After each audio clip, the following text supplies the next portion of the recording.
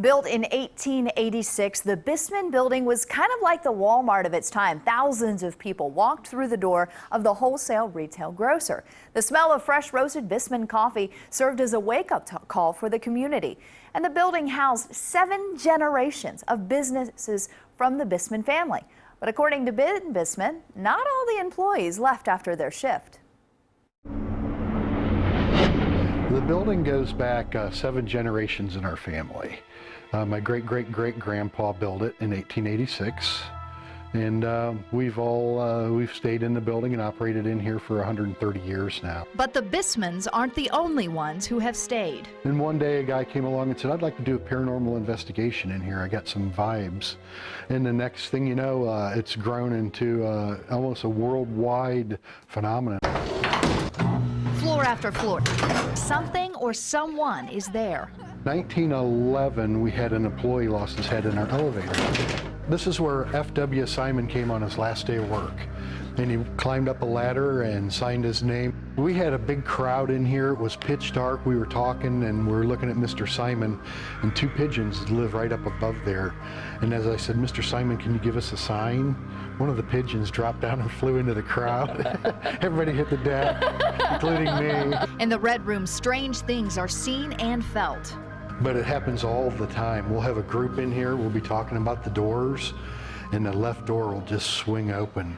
This is an area where we used to allow Ouija boards. We don't allow Ouija boards anymore because we've had 2 very bad incidents. Really? Where one person had to be carried out of the building, clear down out the front stairs, outside, and the second one, we thought we were going to have the squad come. She literally had a spirit get inside her body and started doing the exorcist creepy stuff. But the resident most visitors hope to talk to is a gentle soul. She's a wonderful little girl. They call her Ruthie. As the story goes, she was murdered and buried under the basement floor. So people come and just spend an evening trying to communicate with her, and they get a lot of really scary, compelling pieces of evidence. Back in the far corner is where they allegedly, somebody buried Ruthie.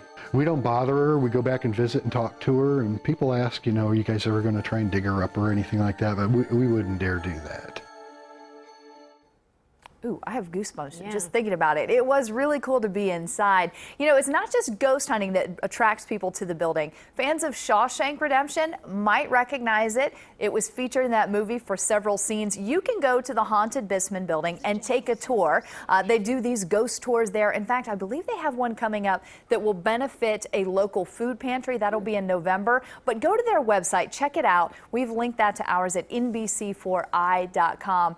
The whole time we were in there, it was just like your head's kind of on a swivel because there are a lot of shadows moving around through the building, but you don't know what the shadows are really from, if they are shadows. Yeah. So we were kind of like not trying to be in any of these dark places. And it seemed like there's a lot of space around, so I'm sure you can hear every little thing that's going on. You sure can. You're twisting your head. Oh, yeah. An exorcism because of someone being there. I mean, they are like no more Ouija boards. So, it's very fun. Check it out. And of course, Ben was so nice to take us inside of there. Our